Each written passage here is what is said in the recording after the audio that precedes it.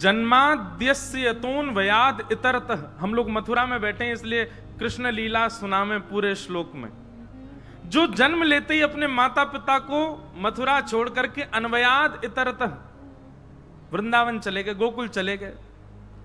और कैसे बोले, चार थे स्वविज्ञ स्वराट। गोकुल जाकर के भी ठाकुर जी को स्वरूप कैसा है? बोले चार थे स्वविज्ञ स्वराट। अविज्ञ हैं, अनविज्ञ नहीं है। पूतना रूप बदल के आई पहचान गया। घासुर, बकासुर, धेनुकासुर, जितने राक्षस आए ठाकुर जी ने सबको मारो। अच्छा, आज एक हमसे किसी ने प्रश्न किया, बहुत ध्यान से सुनना। बोले महाराज जी आप कहते हैं कि किसी में दोष मत देखो, और विशेष रूप से आप कहते हो कि ब्रजवासियों में तो बिल्कुल भी दोष मत देखो।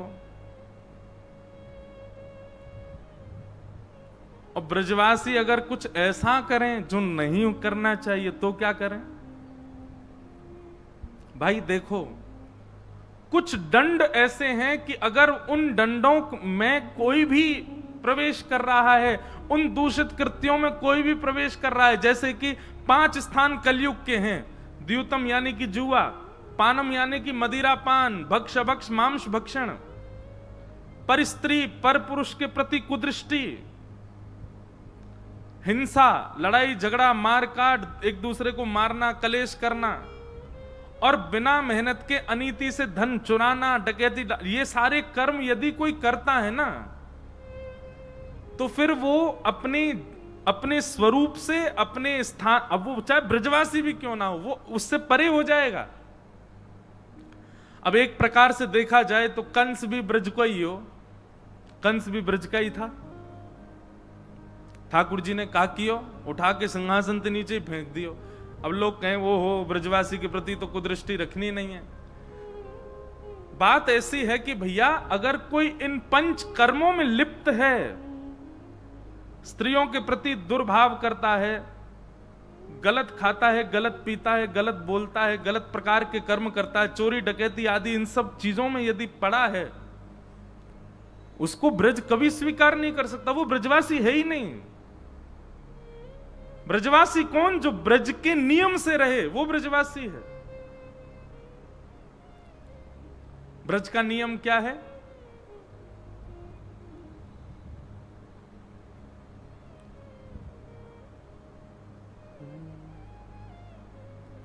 भजन करूं और ध्यान धरूं, छैया कदमन की मैं।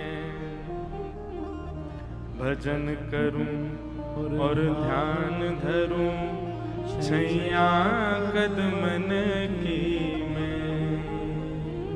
भजन करूं और ध्यान धरूं, छैया कदमन की मैं। भजन करूं और ध्यान, ये ब्रजवासी के लक्षण हैं। छैया कदमन की मैं।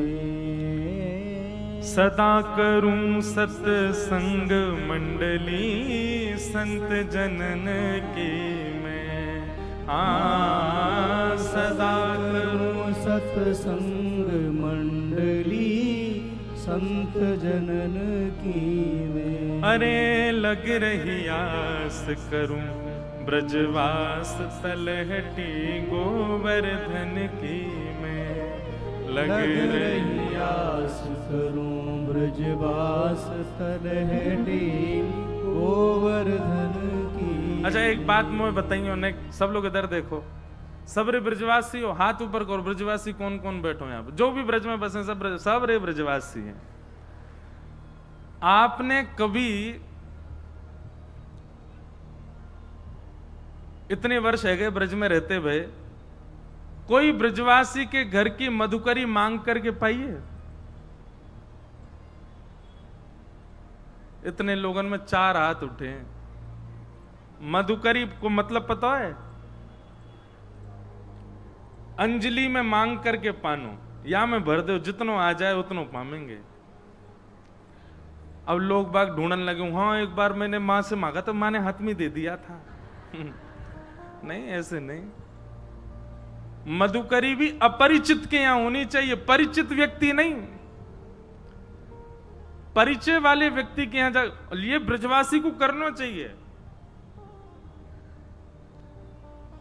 मांग करके पाओ। हमने पाई है, और कहां पाई है ये वो बताएं। गिरिराज जी में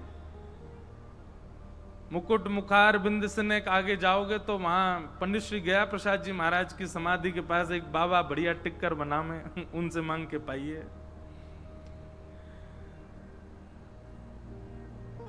कई बार सुख मिलो है। अब तो ऐसे अब स्वरूप ऐसा बना दियो कि अब तो कहीं मधुकरी मांग भी गए तो 56 भोग खिला देंगे। लेकिन भैया एक बार मेरे कहे थे करके देखियो, या कथा के बाद में जब भी अवसर मिले अपनी सबरी स्वरूप रूप अपने नाम शोहरत ऐश्वर्य सबको घर रख करके फिर जाइयो, बिल्कुल ठेठ ब्रजवासी बन के जाइयो। और कोई अपरिचित के यहाँ कोई हो ऐसा जाके यहाँ ठाकुर जी की सेवा होती हो, उन्हें पूछताछ करवा लियो और वाके यहाँ जाकर के बस गेट खटखटा के हाथ फैला दो, जो कछु बचो हो घर में आप समझ पावे के बाद जो बच गो वो नेक दे दो बस। और वाकू पावे के बाद विश्राम घाट जाइयो, हमारे वृंदावन के केसी घाट जाइयो, यमुना जी की नेक रज माथे से लगाइयो और फिर नेत्र बंद करके बस एकांत में बैठियो। आपको निश्चित चाहे एक क्षण के लिए ही सही ठाकुर जी की प्रत्यक्ष लीला को अनुभव होगो ही होगो।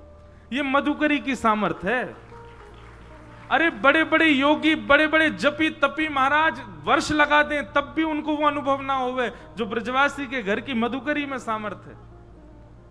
जा घरंते जिन घरंते ठाकुर जी बिना बिना बुलाए घुस करके और चोरी कर करके पा जाते, जिन ब्रजवासी के यहाँ थे हम मांग के पाले, एक बार पाके देखो। ये ब्रजवासी को स्वरूप है।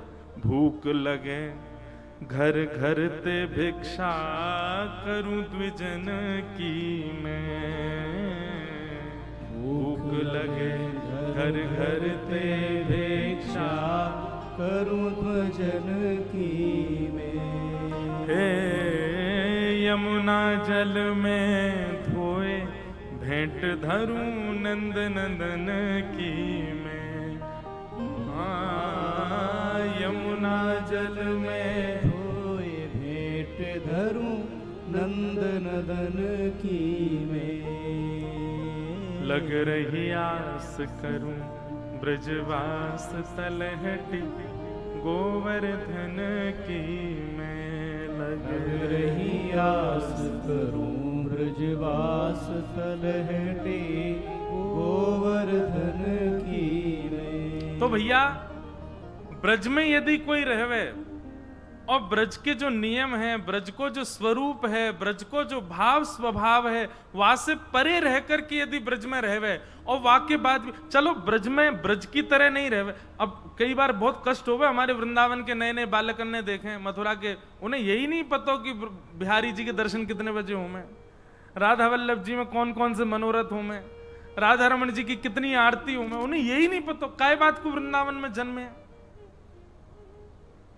मेरे कई संग के पढ़े बालक इनको कछु ना पतो, बस जन्म है गोविंदान अपने ऊपर स्टैंप लगा डोले हम ब्रजवासी, का फायदा। केवल वो वाले बच्चे हैं ये जो केवल कॉलेज नाम के हैं कि हाँ कॉलेज जा रहे हैं, यूनिवर्सिटी जा रहे हैं, पढ़ाई लिखाई कुछ नहीं कर रहे हैं वहां पे। तो भैया ब्रज में हो तो ब्रजवासी के जो नियम है उनको पालन करो, और यदि ब्रजवासी के नियमन को पालन ना भी कर रहे हो तो भी कोई दिक्कत नहीं, कम से कम गलत तो मत करो। मदिरा पान करना, मांस भक्षण करना, परिस्त्री संग करना और इस प्रकार के अगर दुष्कृत्य आप कर रहे हो तो वो ब्रजवासी तो कंस भी हो, ठाकुर जी ने उठा के फेंक दिया नीचे। ऐसा फिर कोई ब्रजवासी नहीं है। फिर अगर वो दूषित कर्म कर रहे हो तो भैया ब्रज भी वाकु त्याग देखो। दोष नहीं देखना किसी में, लेकिन कोई इन दोषों से युक्त है जो दोष नहीं है, महापाप हैं, तो फिर वो कोई ब्रजवासी नहीं है, कोई फिर कोई महापुरुष नहीं है, वो उसको दंड मिलना चाहिए।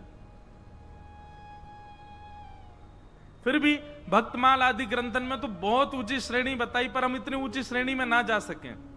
हम सम श्रेणी में हैं तो सम श्रेणी में इतना तो अधिकार हमारा है कि जो दूषित कृत्य करे वाकु दंड मिलना चाहिए। तो भगवान कैसे हैं? अविज्ञ हैं, अनविज्ञ नहीं है। रूप बदल बदल करके राक्षस आ रहे हैं, पर ठाकुर जी सबको पहचान जाएं। और कैसे हैं? बोले स्वराट। भगवान श्री कृष्ण स्वराट हैं। अंधेरे में कभी कभी गोपी मटकी धर दे, सो अंधेरे से ठाकुर जी को डर थोड़ी लगे। अंधेरे में जैसे ही ठाकुर जी पहुंचे तो भगवान की कांति में से एक दिव्य तेज प्रकट है जाए। अंधेरे में वो कहां मटकी धरी है, ठाकुर जी ढूंढ लें भाई। स्वराट तेने ब्रह्म हृदय आदि कवि, आदि कवि ब्रह्मा को भी जिन्होंने अपनी लीला के माध्यम से ज्ञान प्रदान किया। मुय्यल्ति सूरय, बड़े बड़े देवताओं को, इंद्र आदि देवताओं को भी जिन्होंने अपनी लीला से गिरवर धारण करके मोहित कर दिया। तेजो वारी मृदाम यथा विनिमयो, पृथ्वी जल अग्नि वायु आकाश पंच तत्वों को कृष्ण लीला में ठाकुर जी ने पवित्र किया। पृथ्वी को कैसे पवित्र किया? मृद भक्षण लीला, माटी खाई। जल को कैसे पवित्र किया? काली अनाग भगाया। अग्नि को पवित्र किया, 2 बार दावाग्नि पी गए भगवान। पृथ्वी, अग्नि, जल, वायु, वायु को कैसे पवित्र किया? तृणावर्त आया था भवंडर के रूप में, ठाकुर जी ने उसका वध किया। और आकाश तो 6 महीना की रात्रि तक ठाकुर जी ने रास विहार कियो, आकाश को पवित्र कियो। जिन पंच तत्वों से हमारा शरीर बना है, जिन पंच तत्वों को अति अधम बताया ठाकुर जी ने कृष्ण लीला में, उन सबको पवित्र किया। एक प्रकार से देखो जाए तो मैं और हम, आप सब, हम ठाकुर जी को प्रसाद हैं, उच्छिष्ट हैं। क्यों? पंच तत्व से हमारा शरीर बनो, और ये पंच तत्व ठाकुर जी ने स्वीकार किए कृष्ण लीला में। तेजो वारी मृदाम यथा विनिमयो यत्र सर्गोम मृषा,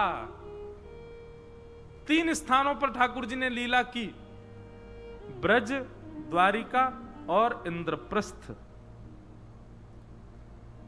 धामना स्वेन सदा निरस्तकुहकम सत्यम परम धीमहि। अपने धाम गमन से पूर्व भगवान ने उद्धव को ज्ञान उपदेश किया। ऐसे परम सत्य श्री कृष्ण को हम बारंबार प्रणाम करते। अच्छा, एक बात बताऊं, भगवान मथुरा में कितनी बार आए पता है आप? कृष्ण लीला के अलावा ठाकुर जी मथुरा में कितनी बार आए? 2 बार और आए। कब? पहले तो ठाकुर जी आए मधु नामक दैत्य को मारने के लिए। मधु नामक दैत्य रहता है, इसीलिए इसका नाम मधुवन था।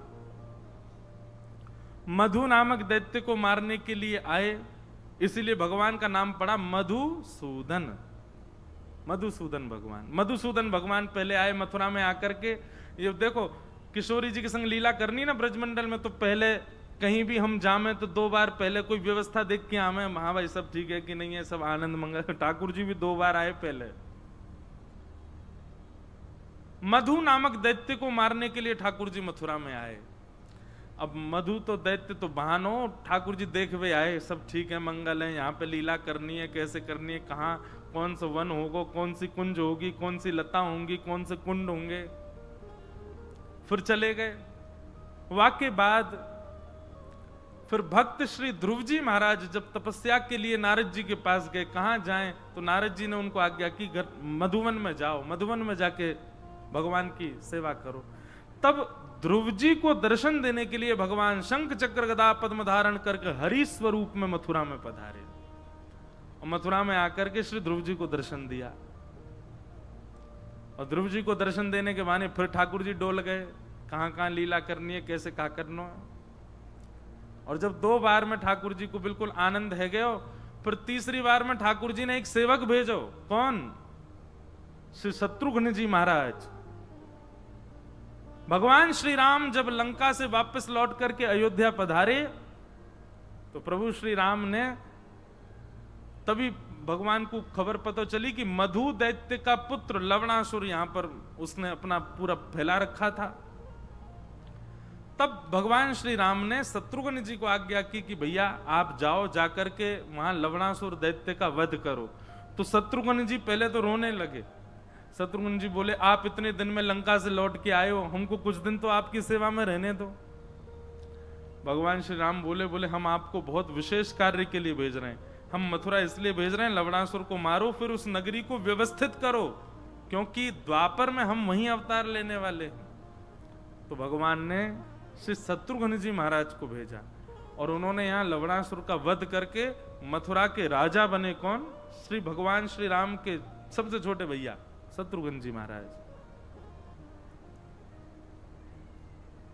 इतनी व्यवस्था के बाद फिर भगवान श्री कृष्ण पधारे मथुरा में। ऐसा सुख मथुरा को प्रदान किया ठाकुर जी ने। ऐसी मथुरा में प्रकट भये भगवान सत्य स्वरूप श्री कृष्ण को हम बारंबार प्रणाम करते। सत्यम परम धीमहि, ऐसे परम सत्य श्री कृष्ण को हम बारंबार वंदन करते। ये भागवत जी का प्रथम श्लोक है। इसके अनेक व्याख्या, अनेक अर्थ हैं। एक प्रकार से कृष्ण लीला परख अर्थ किया गया। अब दूसरे श्लोक में क्या कह रहे हैं? ये 3 मंगलाचरण है भागवत जी के कि धर्म प्रोजित कई तमोत्र परमो निर्मत्सराणाम सता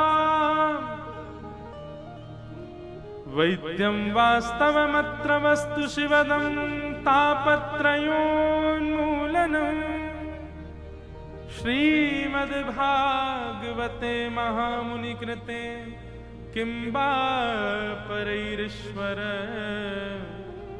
सद्यो हृद्यवरुध्यते त्रिकृतिभिः शुश्रूषुभिस्तत्क्षणात्। और ध्यान पूर्वक सुनो। पुर्याधनाश्रय द्वितीय श्लोक में 4 बातें बताई गई हैं। सबसे पहले विषय, दूसरा अधिकारी, तीसरा संबंध और चौथा प्रयोजन। भागवत जी का विषय क्या है? हम आप सब क्यों एकत्रित हुए कथा सुनने के लिए? मूल कारण क्या है भागवत जी का?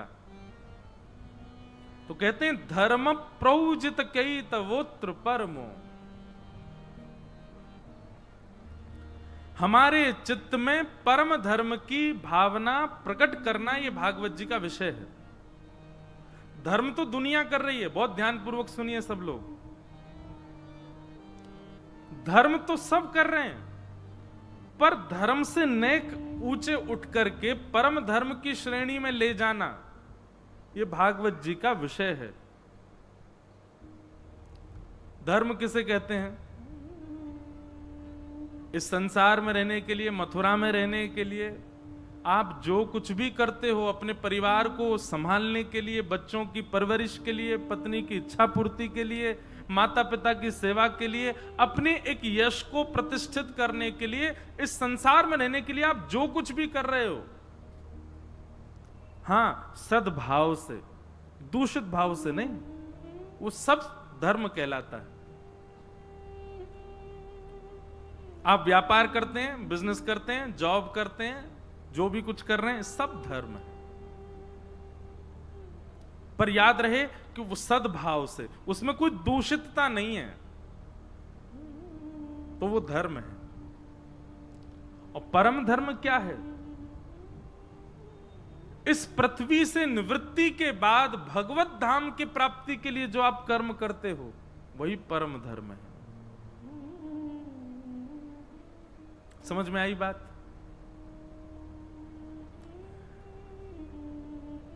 लेकिन कथा एकमात्र ऐसा स्थान है जहां पर धर्म, परम धर्म दोनों एक साथ होते हैं। यहां आप धर्म भी कर रहे हो। क्यों? कथा सुनकर के जा रहे हो, कई जीवन उपयोगी बातें जो आप शाम को ही अपने जीवन में अप्लाई कर सकते हो। मतलब धर्म भी सुदृढ़ होता है और फिर मृत्यु के पर्यंत प्राप्त होने वाले लोक भी सुदृढ़ होते हैं कथा सुनने से। धर्म, परम धर्म दोनों सुदृढ़ होते हैं कथा से। पर मूल रूप से भागवत जी का उद्देश्य क्या है? परम धर्म की प्राप्ति। परम धर्म यानी कि मृत्यु के उपरांत साकेत लोक, वैकुंठ लोक, गोलोक। अगर आप राम जी के उपासक हो तो साकेत मिलेगा, श्री कृष्ण किशोरी जी के उपासक हो तो गोलोक, और श्रीमन नारायण के उपासक हो तो वैकुंठ।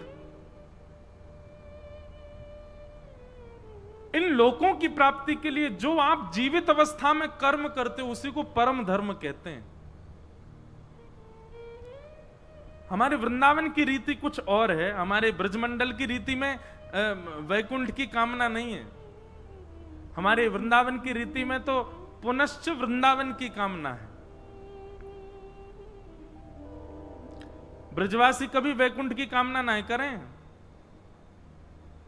ब्रजवासी तो ठाकुर जी के आगे अचला फैला करके कहें कि हे लाल जी आप कृपा करो, जन्म जन्म दीजो याही ब्रज बसीवो। तो ब्रजवासियों की सिद्धांत तो अलग है, पर फिर भी हम भागवत जी के सानिध्य में बैठे हैं, दुनिया के लोग सुन रहे हैं, इसलिए एक मूल सिद्धांत कह रहे हैं। अच्छा एक बात सुनो, वृंदावन से प्रस्थान के बाद पुनश्च वृंदावन की प्राप्ति, यह भी परम धर्म ही है। वृंदावन धर्म से नहीं मिलता, वृंदावन भी परम धर्म से प्राप्त होता है।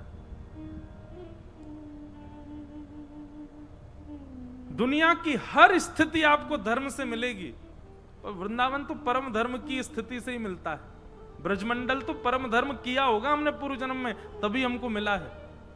खूब जप किए होंगे। श्रीमद् भागवत जी में वर्णन है कि बद्रीनाथ में तपस्या करने का फल क्या मिलता है, बोले ब्रज में कहीं जन्म होगा।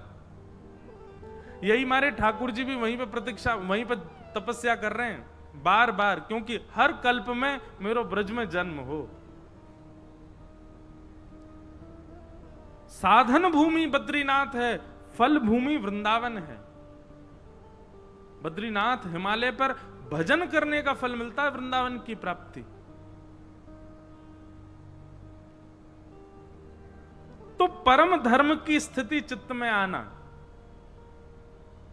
यह श्रीमद् भागवत जी का विषय है।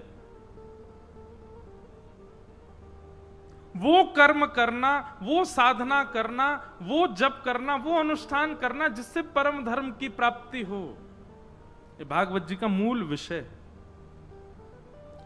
दूसरी बात, भागवत जी का अधिकारी कौन है? यहां पर भी अधिकार अनधिकार की बात है। तो कहते हैं निर्मत सराणाम सताम, मात्सर्य दोष से रहित जो है उसी को ही भागवत जी का अधिकार है। मात्सर्य दोष किसको कहते हैं? ईर्ष्या। ईर्ष्या से जो रहित है कथा का अधिकार उसी को है, कहने का भी सुनने का भी। एक बात हमारी बहुत ध्यानपूर्वक सुनिएगा, अगर हमारे चित्त में क्रोध है तो क्रोध होते हुए भी भगवत प्राप्ति संभव है। हमारे चित्त में लोभ है तो लोभ होते हुए भी भगवत प्राप्ति संभव है। किसी ना किसी रूप से ये दोष भी सूक्ष्म हो सकते हैं भगवत प्राप्ति में। पर यदि हमारे चित्त में मात्सर्य यानी कि ईर्ष्या है, भगवत प्राप्ति में फिर बाधा है, ठाकुर जी नहीं मिल पाएंगे। ईर्ष्या भाव ना हो, इसका पूर्ण विचार किया जाए।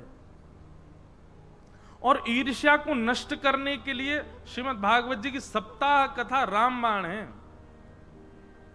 हम तो लोगों से कथा में एक बात कहते हैं कि आपने कथा 7 दिन सुनी तो 7 दिन बाद उस व्यक्ति से मिलने जाओ जिससे आपको ईर्ष्या हुई है। अगर उस व्यक्ति के प्रति अभी भी ईर्ष्या भावना चित्त में है तो आपने कथा सुनी ही नहीं। और यदि वही व्यक्ति अब थोड़ा पहले से बढ़िया लग रहा है, चलो ईर्ष्या इतनी कम नहीं हुई लेकिन हाँ पहले जितना बुरा लगता था उतना बुरा नहीं लग रहा है, तो समझो हाँ कथा का कुछ तो प्रभाव आप पे हुआ कि उसके प्रति ईर्ष्या भाव नहीं है। और एक बात कहें, संसार में ऐसा कोई है ही नहीं जिसके चित्त में किसी के प्रति ईर्ष्या भाव ना हो। हमसे नेक श्रेष्ठ, अति श्रेष्ठ नहीं, नेक श्रेष्ठ कोई दिख जाए तुरंत ईर्ष्या होती है हमको। कथा श्रवण करो, और कथा श्रवण के बाद एक बार जरूर मिलने जाना उससे। मिलने स्पेशल मिलने मत जाना, ऐसी जगह कहीं बैठ जाना जहां से वो निकलता हो, उसको देखना जरूर। यदि कथा सुनने के बाद उसमें आपको एक गुण भी दिखा, उसमें एक अच्छाई भी दिख जाए, तो समझ जाइयो हाँ कथा की कृपा हम पे हुई है, कथा हमारे चित्त में आई है, और वो अभी भी वैसा ही लग रहा है जैसा पहले હતો, तो समझो कि आपने 7 दिन केवल चाय नाश्ता बिस्कुट उड़ाए, कथा में आके कथा नहीं सुनी है। ईर्ष्या भाव नष्ट करे, वो कथा का स्वरूप है।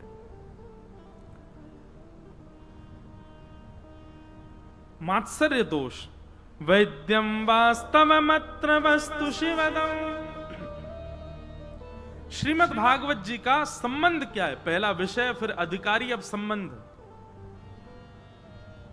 लोग कथा सुनते हैं बहुत कारणों से, बहुत ध्यानपूर्वक सुनिएगा। कोई कथा सुनता है पुण्य की प्राप्ति के लिए, कोई कथा सुनता है अपने अपने अपने पितरों की मुक्ति के लिए, कोई कथा कराता है ग्रह शांति के लिए, कोई कथा कराता है व्यापार वृद्धि के लिए। सब लोग अपने अपने कारणों से कथा कराते हैं।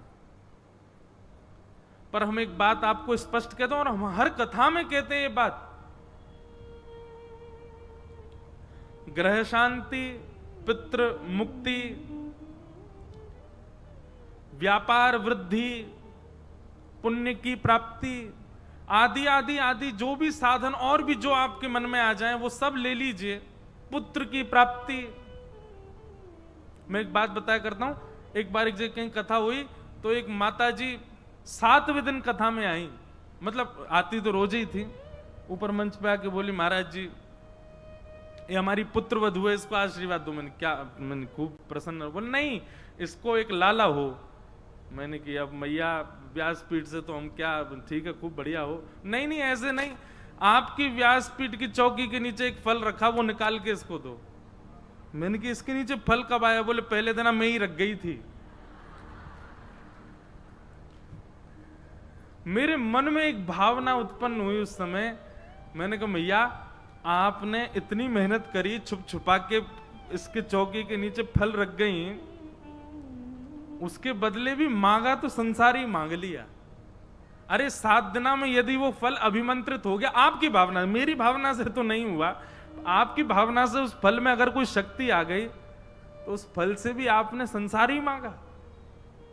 अरे उस फल में अगर कोई 7 दिन व्यास मंच के भागवत जी के नीचे रख करके अगर उस फल में कुछ अभिमंत्रित हुआ भी, उससे भी ठाकुर जी नहीं मांगे, उससे भी प्रेम लक्षणा भक्ति नहीं मांगी।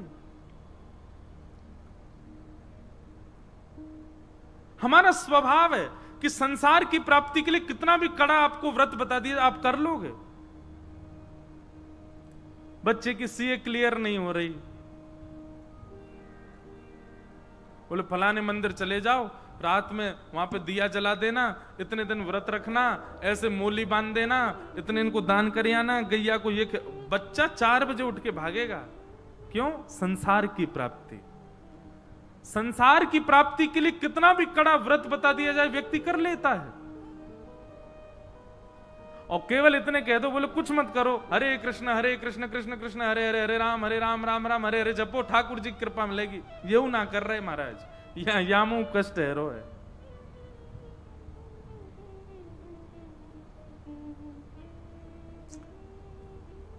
विचित्र है संसार।